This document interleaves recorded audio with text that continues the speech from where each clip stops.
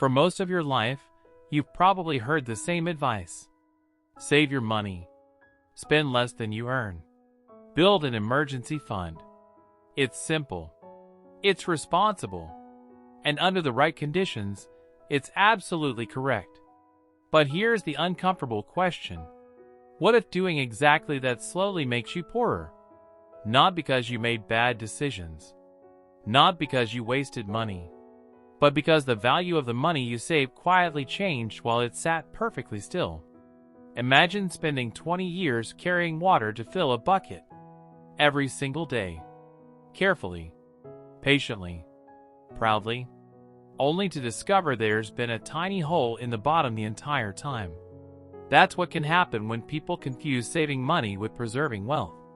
Those two ideas sound identical. They aren't.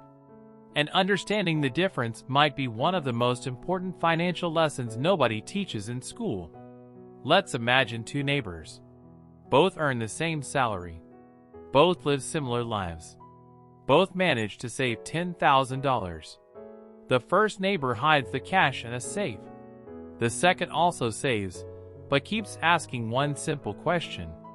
Will this money buy the same amount 10 years from now? At first, both people feel equally successful. Their account balances look healthy. The numbers don't move. That's exactly the point. The numbers stay the same. The purchasing power doesn't. Money isn't valuable because of the number printed on it. It's valuable because of what it can buy. If groceries, rent, healthcare, education, and transportation all become more expensive while your savings stay exactly the same, your money is quietly shrinking. Not physically. Economically. Imagine freezing a loaf of bread. Years later, the bread is still there. But if everyone else now needs 2 loaves to survive the same week, your single loaf suddenly represents less. Money behaves in a surprisingly similar way. Inflation is usually measured in percentages. 2%, 3%, sometimes much higher. Those numbers sound harmless. They aren't. 3% inflation doesn't mean everything suddenly becomes expensive overnight. It means prices slowly drift upward year after year. The danger isn't speed. The danger is time. Here's why. If inflation averages about 3% per year, the purchasing power of money is roughly cut in half over about 24 years. Your $100 may still say $100. But it behaves more like 50. Nothing about the bill changed.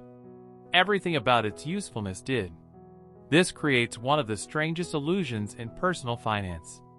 People often judge wealth by account balances. Banks display numbers. Apps display numbers. Retirement accounts display numbers. The human brain loves numbers because they feel permanent. Reality isn't nearly as polite. $1 million meant something very different 50 years ago than it does today. The number stayed impressive. Its buying power changed dramatically. This is why economists distinguish between nominal value and real value. Nominal value is the number you see. Real value is what that number can actually purchase. Most people focus on the first. Their lives are shaped by the second. And here's where things become slightly ironic. People proudly say they're keeping their money safe. Safe from market crashes. Safe from bad investments. Safe from uncertainty. But money sitting completely still is not automatically safe. It's simply exposed to a different risk. A slower one. An invisible one. Imagine standing on an airport walkway that's quietly moving backward. You're standing still. You're not making mistakes. You're not walking in the wrong direction. But everyone moving forward eventually passes you. Inflation works in much the same way. The economy keeps moving. Prices keep adjusting. If your money doesn't grow at least as fast as the cost of living over very long periods, your purchasing power slowly falls behind. That doesn't mean saving is a mistake. Far from it. Emergency savings are essential. Cash provides flexibility. It provides security. It buys peace of mind. Those things matter enormously. The mistake is believing cash is designed to preserve wealth forever. It wasn't built for that job. Cash is excellent for today's uncertainty. It's much less reliable for tomorrow's inflation. That's why people throughout history have searched for ways to own things that can grow in value over time. Businesses, real estate, productive assets. Not because they're guaranteed to rise. Nothing is. But because leaving every dollar frozen forever carries its own hidden cost. Perhaps the biggest surprise is that becoming poorer doesn't always feel like losing money. Sometimes it feels like earning more while still struggling.